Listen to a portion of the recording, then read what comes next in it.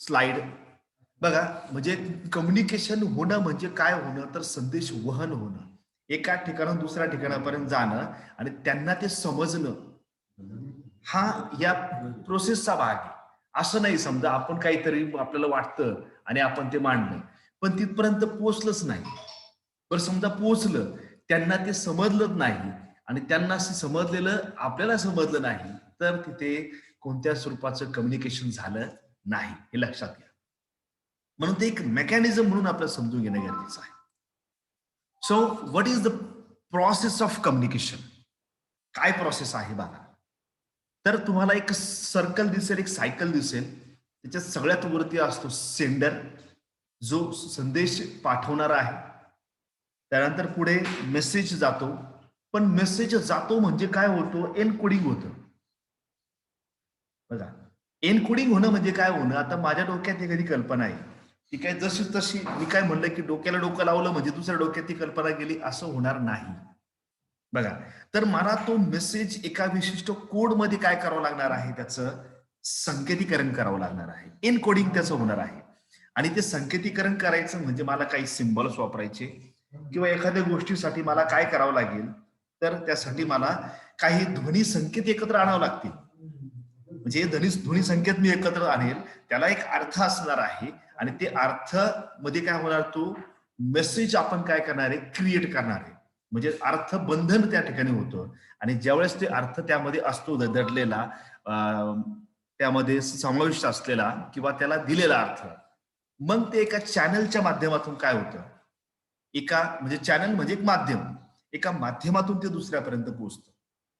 जसं की प्रसार माध्यम असेल किंवा तुमचं सोशल मीडिया असेल, समाज माध्यमातून आपण काय करतो, आपल्याला जे काही शुभेच्छा फलक असतील, शुभेच्छा असलेले जे काही फोटोज असतील किंवा अशा संदेश आपण पाठवत असतो एकाला, किंवा कॉपी पेस्ट त्या स्वरूपात पण केलं जातं, तर ते त्या रिसिव्हर पर्यंत पोहोचतं. ठीक आहे. आता एखाद्यापर्यंत पोहोचतं, समजा पोहोचलं की नाही पोहोचलं आपल्याला कसं कळतं? समजा दोन रेषा जर असल्या, तर त्या रेषेने आपल्याला समजतं की त्यांच्यापर्यंत पोहोचलाय. पण त्यांनी पाहिलाय की नाही पाहिलाय आपल्याला कसं कळतं? एखादा मेसेज त्यांनी बघितला की नाही बघितलाय आपल्याला कसं कळतं, सांगा मला. ते येस, ठीक आहे. ते लाईन्स दिसतात ना सर, दोन रीड केल्याच्या. त्या ब्ल्यू लाईन्स दिसतात, बरोबर ना, जशा आपल्या फेंट ब्ल्यू लाईन्स हो दिसतात. आता 2 डॉट झाले. आपण नुसतं पाठवलं असेल तर एकच ओकेची लाईन येते, बरोबर. तर हो पोहोचलं तर 2 येतात आणि त्यांनी पाहिल्यानंतर ते ब्ल्यू होऊन जातात, बरोबर. म्हणजे काय होतं, त्यांना पोचलंय. पण आता त्यांना पोचलं म्हणजे त्यांच्या डोक्यात ती ट्यूब पेटली की नाही पेटली आपल्याला कसं कळणार आहे? समजा आपण समोरच्याला गुड मॉर्निंग किंवा गुड आफ्टरनून जर आपण पाठवलं, त्यांना ते पोचलं, पण त्याचा रिप्लाय जर आला तरच मानता येईल की ते संदेशवहन झालं, अदरवाईज संदेशवहन झालंच नाही. म्हणजे अजूनही समोरचा व्यक्ती रागातच आहे असाचा अर्थ होऊ शकतो. म्हणजे त्या सेंडर पर्यंत किंवा संदेश पाठवणाऱ्यापर्यंत जर काही त्याचा रिप्लायच आला नाही, तर समजायचं की काहीतरी कुठंतरी बिघडेल आहे, बरोबर. एक तर त्या चॅनलच्या माध्यमातून बिघडेल असेल किंवा त्या व्यक्तीच्या मनात काहीतरी मेकॅनिझम मध्ये बिघड असेल, असं आपण म्हणू शकतो. ठीक आहे. तर मग हे एक सर्कल किंवा हे जे काही सायकल आहे, ही सायकल समजून घ्या. ओके. तर त्यानंतर हे तुम्ही तुमच्याकडे स्क्रीनशॉट काढून ठेवा. मी ते लेक्चर पण रेकॉर्ड करतोय, त्यामुळे त्याची अडचण नाही. टाइप्स ऑफ कम्युनिकेशन बघा. आता people communicate with each other in a number of ways that depend upon the message and the context in which it is Bing send. तर विविध मार्ग आहेत तुम्हाला कम्युनिकेट करण्याची किंवा तुमचा जो काही विचार आहे, तुमचा जो काही थॉट आहे, तो दुसरीपर्यंत पाठवण्याचे काय आहेत, खूप विचार आहेत. बघा, समजा एखाद्याला जर काही काम सांगितलं दुकानातून एक दोन वस्तू घेऊन या म्हणून, आणि जर जाणारा एकदम हातपाय आपटीत जर गेला, तर आपण समजायचा तो खूप आनंदामध्ये दुकानात गेलेला आहे, बरोबर ना. नाही. मग राग म्हणजे त्याला ते अनेक छिन्नतीपर्यंत गेलेलं आहे असं त्याचा अर्थ होतो. म्हणजे हातपाय आपटीत गेला, मलाच कामं सांगा, त्या दुसऱ्याला कोणाला कामं सांगायला नको वाटतं यांना असं. तर तो एक मेसेज त्यातून कम्युनिकेट होतो, त्याच्या ऍक्शन थ्रू, त्याच्या बॉडी लँग्वेज थ्रू तो मेसेज तिथपर्यंत पोहोचतो, ज्यांच्यापर्यंत पोहोचायचा त्यांच्यापर्यंत, बरोबर. And it's context in which it is being sent. त्या सिच्युएशनला तिथे किंवा जी कंडिशन आहे त्या कंडिशन मध्ये त्या मेसेजचा एक अर्थ असतो. बघा, त्याचा एक मिनिंग त्याचा त्या कॉन्टेक्स्ट मध्ये एक वेगळा लावता येऊ शकतो. Types of communication based on the communication channels used are verbal communication and a non-verbal communication. So what do you mean by verbal communication and then non-verbal communication? Verbalचा अर्थ होतो शाब्दिक स्वरूपाचं संप्रेषण, शब्द, संवाद, त्यानंतर असलेले आपले ध्वनी, म्हणजे शब्दापेक्षा मोठा घटक असेल, म्हणजे वाक्प्रचार असेल, वाक्य असेल, वाक्यांश असेल, एखादा पॅराग्राफ असेल, हे अशा स्वरूपाचं जर कम्युनिकेशन असेल तर ते व्हर्बल कम्युनिकेशन आहे. आता तुमच्या समोर जे दिसतंय, माझा आवाजही तुम्ही ऐकता, प्लस तुम्हाला स्क्रीनवरती त्या स्लाइड्स पण दिसत आहेत, त्यातला मॅटर पण दिसतोय, त्यातला कंटेंट पण दिसतोय, शब्द दिसत आहेत, म्हणजे काय आहे, हे व्हर्बल कम्युनिकेशन आहे. आणि ज्या वेळेस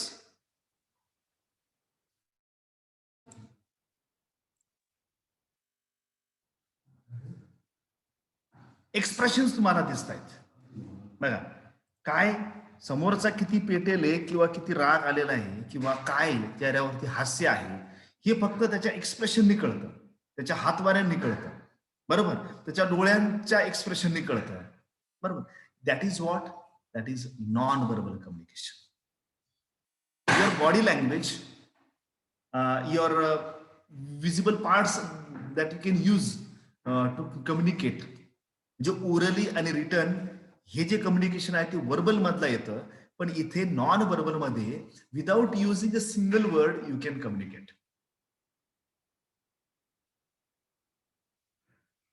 म्हणजे शब्दांना वाचून कळले, शब्दांच्या पलीकडले, असं जे आहे, म्हणजे शब्दांच्या पलीकडचं कळू शकतं शब्द न वापरता.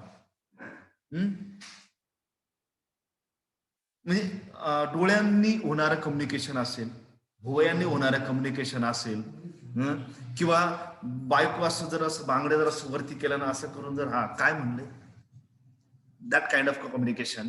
तर हे काय आहे, त्यातून एक पवित्रा, त्यातून एक आक्रमकता, किंवा जो एक ज्याला स्टँड पॉइंट म्हणतो, हा त्यातून कळू शकतो. That is a part of non verbal communication. Okay, तर हे दोन्ही प्रकार हे काय पूर्णपणे दोन वेगळे वॉटर टाईट कंपार्टमेंट्स आहेत असं आपल्याला म्हणता येणार नाही. तर हे एकामेकामध्ये मिक्स्ड अप असतात. की मला 1 तास म्हटलं की फक्त बोला आणि बोलत राहा, हातपाय बांधून ठेवले तर मला बोलता येणार नाही, मला डोक्याने कशाने तरी असं बोलावं लागेल, कारण आपले हावभाव हे त्यामध्ये येत असतात.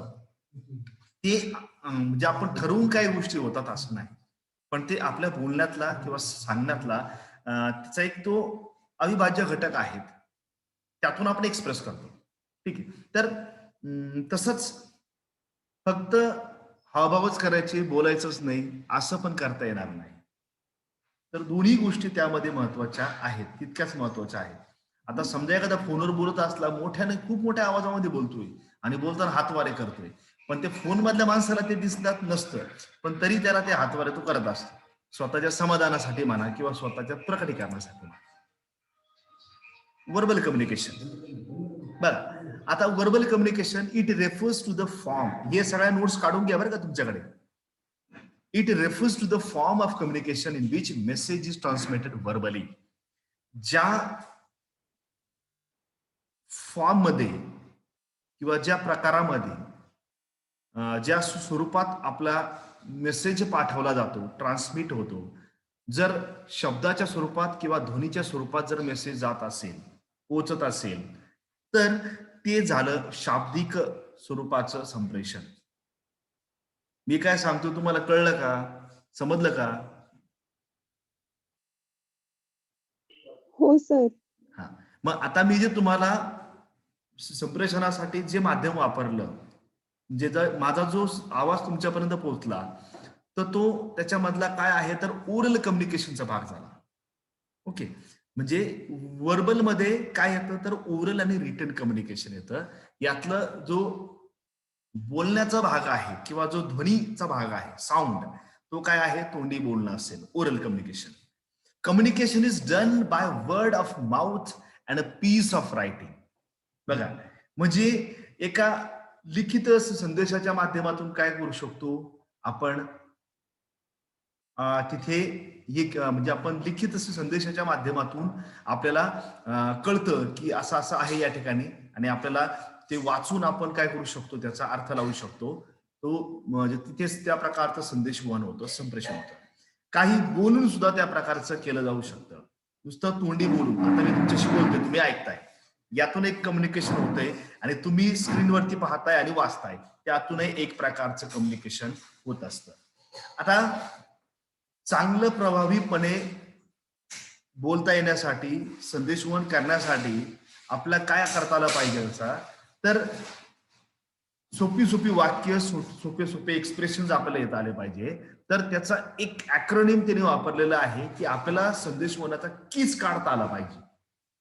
KISS in the sense keep it short and simple. इंग्रजी बोलताना किंवा इंग्रजी लिहिताना, शिकताना सुद्धा आपल्याला त्या इंग्रजीचा किस काढता आला पाहिजे. That is what keep it short and simple. जे वाक्य सुटसुटीत, सोपी असावीत, छोटे असावीत.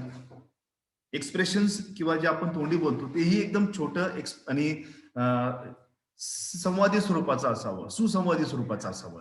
हा त्यातला एक मेसेज जो आहे तो आपण कन्सिडर केला पाहिजे. ओरल आणि रिटन कम्युनिकेशन दोन्ही यामध्ये आहे, आणि दोन्ही सध्या आपण करत आहोत. तुमच्या समोर स्क्रीनवर दिसणारं ते रिटन आहे, आणि जे मी बोलतोय, जे परफॉर्म करतो, ते ओरल आहे. ठीक आहे. Oral communication. So in oral communication, spoken words are used. It includes a face-to-face conversation, speech, telephonic conversation, video, radio, television, voice over internet. बघा, विविध माध्यमातून आपण शाब्दिक आणि त्यातल्या त्यात काय तोंडी स्वरूपाचा आपण काय करतो, मौखिक स्वरूपाचा संवाद होत असतो.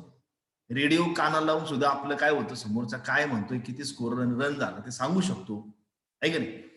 त्याला काय आपल्याला लगेच हेच पाहायची गरज नसते, चित्र व्हिज्युअल्स पाहण्याची गरज नाही. किंवा एखादं रेकॉर्डेड भाषण आपण ऐकू शकतो, एखादं मुलाखत आपण पाहू शकतो, त्यातूनही आपलं काय होऊ शकतं, ते पाहून आपण कळू शकतो. अहो, लोक एखादं मोबाईलवरती कीर्तन सुद्धा ऐकतात. इव्हन मनोरंजन करायचं म्हटलं तरी इंदुरीकर महाराजांचं कीर्तन ऐकतात ते, आणि त्यातून त्यांचं बऱ्यापैकी म्हणजे बाबा जेवढे चिमटे काढतील तेवढं त्यांचं चांगल्या प्रकारचं मनोरंजन होतं. ठीक. So communication is influence by pitch, volume, speed and clarity of speaking. हे बोलण्यात एक पिच असते, एक पट्टी, एक व्हॉल्यूम, तुमचा आवाजाचा चढ उतार असेल, गती असेल, speed and clarity of speaking. बघा, तुम्ही किती स्पष्टतेनं, किती क्लॅरिटीनं बोलतात, हाही भाग त्यामध्ये म्हणजे लक्षात घेण्याजोगा आहे, कन्सिडर करण्याजोगा आहे. त्या गोष्टीचा संप्रेषणावरती, संदेशन वहनावरती इम्पॅक्ट पडत असतो, इन्फ्लुअन्स होत असतो, त्याचा प्रभाव पडत असतो. Okay, are you getting the point or not, students? Yes, sir. Okay, fine. So what are the advantages of oral communication? It brings a quick feedback. लगेच तुमचा फीडबॅक येतो. मी आता विचारलं, समजलं का, लगेच तुमचा फीडबॅक येतो. Okay. So in face-to-face conversation, by reading facial expression and body language, one can guess whether he or she should trust what is being said or not. जे काय सांगितलंय किंवा जे काय बोललोय ते समजलंय की नाही, हे व्हर्बल सायन्सने सुद्धा आपल्याला कळू शकतं, समोर ऑब्झर्वेशन करून, फेस टू फेस कॉन्व्हर्सेशन मध्ये. आता हे तसं पाहायला गेलं तर फेस टू फेस कॉन्व्हर्सेशन नाही म्हणता यायचं, काही वेळेस फेस ऑफ आपण करू शकतो, व्हिडिओ ऑफ केला जातो, आणि या गोष्टीमुळं काय होतं की ते फेस टू फेस कम्युनिकेशन म्हणता येणार नाही. पण तुमच्या चेहऱ्याचे एक्सप्रेशन पाहण्यासाठी तुम्हाला तुमचा व्हिडिओ चालू करावा लागेल, आणि त्यावेळेस मग इकडे आपण बघू शकतो किंवा ते समजून घेऊ शकतो. बघा, तर हावभाव सुद्धा तुमचे कळून घेता येऊ शकतात. बॉडी लँग्वेज तुमची कळून घेता येते आणि त्यातून आपण अंदाज लावू शकतो की समोरच्याला ते कळलंय की नाही कळलंय, का डोक्याच्या वरून गेलंय. बरोबर. त्याचे डिसएडव्हान्टेजेस पण काही कन्सिडर केलेले आहेत. तोही आपल्याला विचार करता येईल. बघा, in face to face discussion user is unable to deeply think about what he is delivering, so this can be. काय होतं की बोलताना मला एवढं विचार करून बोलता येईलच किंवा मी विचार करून बोलेलच असं नाही. आता ह्या क्षणाला मला जे काही चांगलं बेस्ट सुचतंय ते मी तुमच्या समोर मांडतोय. बरोबर. पण याच्याही पेक्षा तुम्हाला रायटिंग मध्ये खूप स्कोप असतो. रायटिंग म्हणजे तुमचं जो लिखाण असतं ही अतिशय विचारबद्ध प्रक्रिया असते, हे लक्षात घ्या. तुमचं लिखाण इथे तुम्ही काय करू शकता, 2-3 वेळेस काय करू शकता, ते रिथिंक किंवा रिफ्रेश तुम्हाला करता येईल. Otherwise so this can be counted as a fault. म्हणजे एक प्रकारचा त्याच्यामध्ये दोष राहू शकतो, असं नाही, त्यात दोष राहू शकतो आपल्या स्पीकिंग मध्ये, पण तुम्ही रायटिंग मध्ये ते करेक्ट करू शकता. So what is written communication? Written communication, written signs और symbols are use to communicate. मग ABCD EFG वगैरे या जे काही रिटन साइन्स किंवा सिम्बल्स आहेत, वर्ड पिक्चर्स आहेत, हे तुम्ही काय करू शकतात, ग्राफ्स तुम्ही वापरू शकतात आणि त्याद्वारे काय होतं, संदेशवहन होत आहे. In return communication message can be transmitted वाया ईमेल, लेटर, रिपोर्ट, मेमो. तर मेमो, रिपोर्ट, लेटर, ईमेल किंवा एखादं पत्र याच्या माध्यमातून काय होतं, संवाद होत असतो. त्या माध्यमातून संप्रेषण होत असतं. काय माझा जस्ट नाही नाही मला एक सांगा,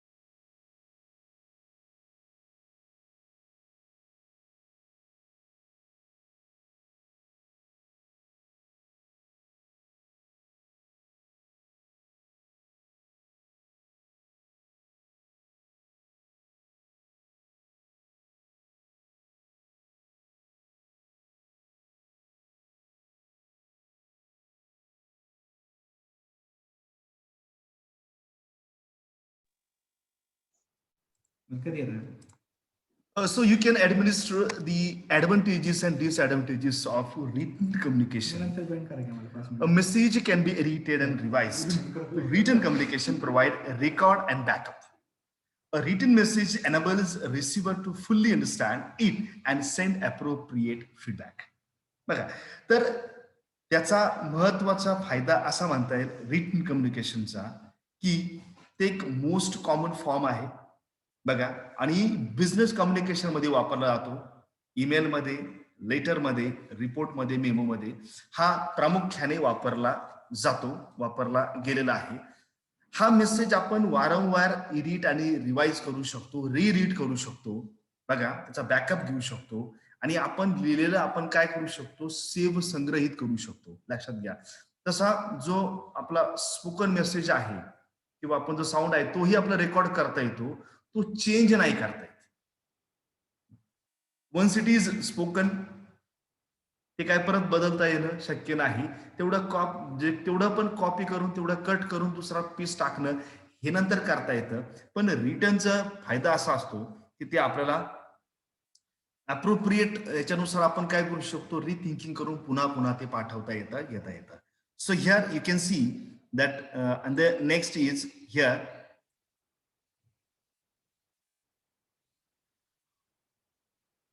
त्याचा डिसएडव्हान्टेजेसचा विचार जर केला, so written communication doesn't bring instant feedback. हा, तर रिटन कम्युनिकेशन मध्ये तुम्हाला इन्स्टंट लगेच फीडबॅक मिळत नाही, त्याचं लगेच उत्तर येत नाही बघा. तर एखादा तुम्ही समजा न्यूजपेपर वाचता तुम्ही, लोकसत्ता, सकाळ, लोकमत वगैरे, तर त्या लेटर्स टू द एडिटर्स किंवा त्याच्यामध्ये वाचकांची पत्र असतात, तर हे तुम्हाला 2 दिवसांनी 4 दिवसांनी पाहायला मिळतात. एखादं म्हणजे तुमचं संपादकीय आलं असेल, त्या संपादकीयवरती जर एखादं तुम्हाला लिहायचंय 10 ओळी, 8 ओळी, 2-4 ओळी असं, तर ते लगेच इन्स्टंट तिथे येत नाही. तर दुसऱ्या दिवशीच्या, तिसऱ्या दिवशीच्या कॉपीमध्ये ते येऊ लागतं. ठीक आहे, तर it take more time to in composing a written message as compared to word of mouth and number of people struggles for writing ability. काय होतं की सगळ्यांकडे ती लेखन क्षमता तितकीशी विकसित नसते आणि त्यामुळं त्यांना ह्या गोष्टीमध्ये काय होतं, तर अडचण येऊ शकते. प्रत्येकाला चांगलं लेखन कौशल्य अवगत नसतं, हाही विचार या ठिकाणी महत्वाचा आहे, याचा आपण विचार करावा. तर याचबरोबर नॉन व्हर्बल कम्युनिकेशनचा आपण एक विचार करायला पाहिजे प्रामुख्याने. तर नॉन व्हर्बल म्हणजे काय येतं हे तुमच्या समोर बऱ्यापैकी आलं असेल. Through the picture you can identify, you can understand what it should be or what you can think of non-verbal communication. So non-verbal communication is the sending or receiving of wordless messages. शब्दहीन, संवादहीन, लेखनहीन, ध्वनिहीन अशा स्वरूपाचं जे संदेशवहन आहे, that is what, that is non verbal communication. You can C different expression on faces. बघा, त्या चित्रातून तुम्हाला वेगवेगळ्या प्रकारचे एक्सप्रेशन्स दिसत आहेत का? हो सर. हा, बघा, वेगवेगळे एक्सप्रेशन्स आहेत, फिलिंग्स आहेत, ते तुम्ही तुमच्या चेहऱ्यावर दाखवू शकतात. राग दाखवू शकतात, भीती दाखवू शकतात, हसू दाखवू शकतात, बरोबर, एक प्रकारचा खोडकरपणा दाखवू शकतात, खूपच तुम्ही दमले असंही दाखवू शकतात, तुम्ही खूपच असं रागाने बघताय असंही तुम्हाला दाखवता येतं, बरोबर, किंवा हॅपी फेस ते पण आपल्याला करता येतं. So such as gestures, body language, posture, tone of voice or facial expression is called non-verbal communication. तर हे सर्व नॉन व्हर्बल कम्युनिकेशन मध्ये जातं किंवा त्यामध्ये कन्सिडर केलं जातं. सो जेस्चर मध्ये काय येतं, तर जेस्चर मध्ये तुमचं जे काही फेशियल एक्सप्रेशन आहे, आय कॉन्टॅक्ट आहे बघा, तुमचं बॉडी मुवमेंट आहे, मुवमेंट ऑफ हेड असेल, भुवया असेल, किंवा इतर नाक मुरडणं हा सुद्धा एक एक्सप्रेशन असतो. त्याचा अर्थ काय असतो की आम्हाला हे बिलकुल आवडत नाही असं आपण करणं, तर ते सुद्धा काय आहे, एक प्रकारचं जेस्चर आहे. म्हणजे तिरकं पाहणं, हे करणं, ते करणं, ही म्हणजे मुलींच्या बाबतीत जे आहे ना, तर हे एक्सप्रेशन्स खूप म्हणजे आपण ज्याला म्हणतो की प्रकर्षानं वापरले जातात.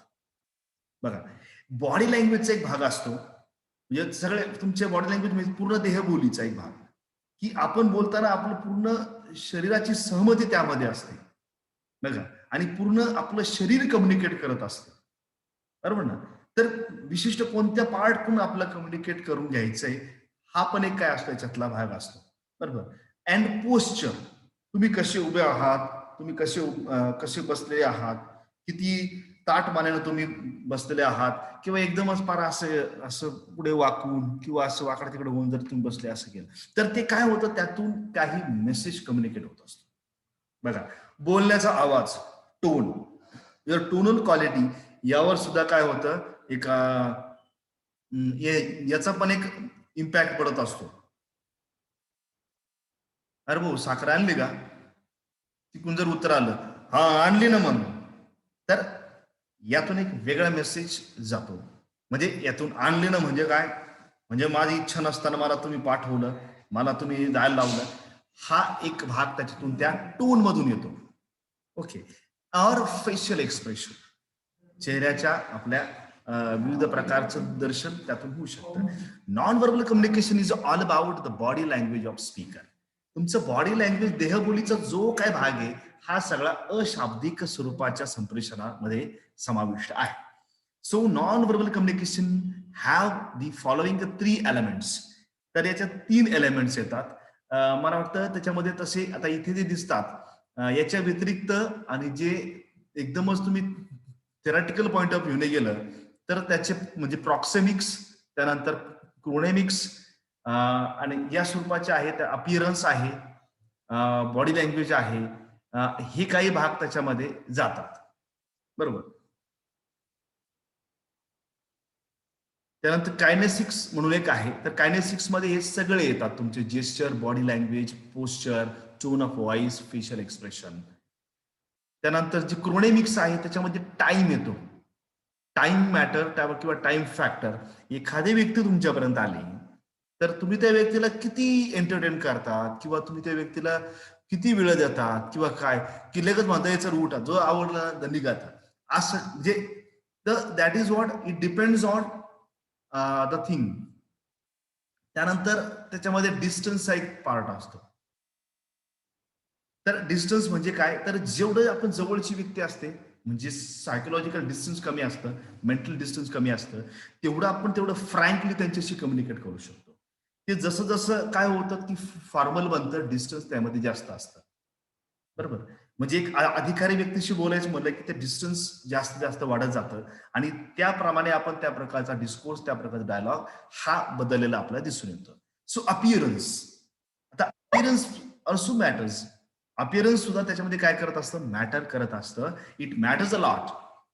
तुमचा जो क्लोथिंग सेन्स असेल, तुमचे हेअरस्टाईल असेल, नीटनेस असेल, त्यानंतर यूज ऑफ कॉस्मेटिक्स, पावडर वगैरे वर भानगडी वगैरे लावा, हे करा, ते सगळं त्यामध्ये येतं, आणि त्याच्याहून सुद्धा एक प्रकारचा अपीअरन्स वरून येऊ शकतं. डोंट जज a book by it's cover, असं एक तुम्ही वाक्य वाचलं असेल त्या याच्यामध्ये, म्हणजे टीव्ही ते काय जाहिरात येतात ना त्याच्यामध्ये, ते एकदम असं शुभ्र स्वरूपाचं एकदम असं ड्रेस घातलेले असते, आणि तिने म्हणते की मला या ठिकाणी खूप चांगलं असं काम करू शकणारे असे कॅन्डिडेट्स मिळतील का या भागामध्ये, असं. तर म्हणते की डोंट जज a book by it's cover. आता याच्यामध्ये सुद्धा स्किल आहे असं आपण दाखवू शकतो, पण जे अपिअरन्स सुद्धा मॅटर्स अ लॉट, असा एक भाग आहे. त्यानंतर surrounding, room size, lighting, decoration, furnishing, याचाही आवाज असतो. काही जर खूप जर मोठा हॉल असेल, आणि त्यात जर एखाद्या माणसाला बोलायला उभं केलं तिथे, आणि मागे 8-10 डोके फक्त समोर बसलेले, त्याचा आवाज घुमवतो, खूप घुमतो आवाज. तर आपला त्या हॉलची साईज, आपल्याकडे असलेले जेवढे पार्टिसिपंट आहेत, जेवढे तिथे काय म्हणतो आपण स्टेक होल्डर्स, याचा एक आपण अंदाज घेतला पाहिजे. तर मग काय होतं की चांगल्या प्रकारचं होतं. त्या रूम मध्ये डेकोरेशन असेल, फर्निशिंग असेल, हाही विचार आपण करायला पाहिजे. बॉडी लँग्वेज मध्ये तुमचे फेशियल एक्सप्रेशन्स, जेस्चर्स, पोस्चर्स, याचा विचार केला पाहिजे. योग्य ठिकाणी योग्य एक्सप्रेशन गेलं पाहिजे. जिंकू किंवा मरू असं जर असलं, तर हे जिंकू किंवा मरू असं करून चालेल का? नाही. तर ते अपोजिट रिॲक्शन येईल ना, अपोजिट रिॲक्शन असले पाहिजे. येस म्हणला की डोकं तुमचं असं फिरलं पाहिजे, नो म्हणला की असं झालं पाहिजे. त्याचं जर अपोजिट झालं तर काय होईल? ही अपोजिट स्वरूपाचं कम्युनिकेशन जे आहे ना, ते कुठे वर्क करतं माहिती का?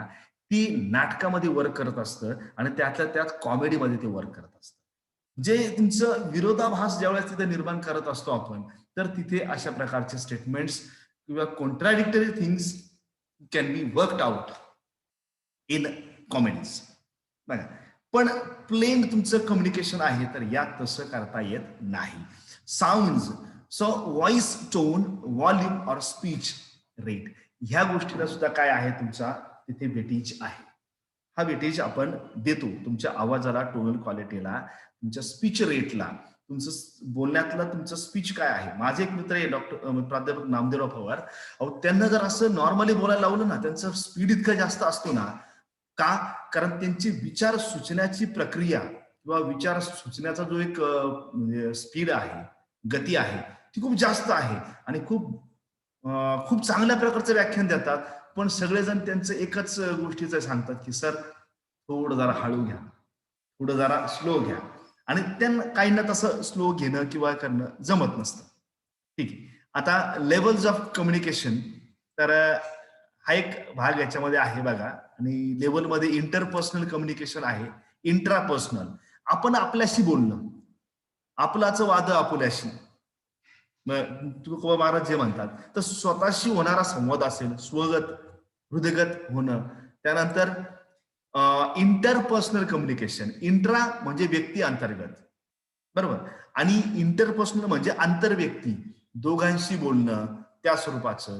काही वेळेस एखाद्या इन्स्टिट्यूशनी बोलायचं असेल किंवा इन्स्टिट्यूट वर्सेस इंडिव्हिज्युअल असंही त्यामध्ये येतं. स्मॉल ग्रुप कम्युनिकेशन असेल, ग्रुप डिस्कशन असेल. बघा, वन टू ग्रुप, एक व्यक्ती आणि बाकीचे रिसिव्हर्स, असं एक असेल की आता मी व्याख्यान देतोय आणि तुम्ही सर्वजण 4-5 जण ऐकतायत, तर असा एक त्याच्यामध्ये एक्सप्रेशन येऊ शकतं. त्याच्याबरोबर मास कम्युनिकेशन असतं, मीडिया. एखादं न्यूजपेपरमध्ये तुम्ही आर्टिकल लिहिलं, अहो कितीक लोक वाचणार आहे ना, ते खूप लोक वाचणार आहे त्याच्यामध्ये.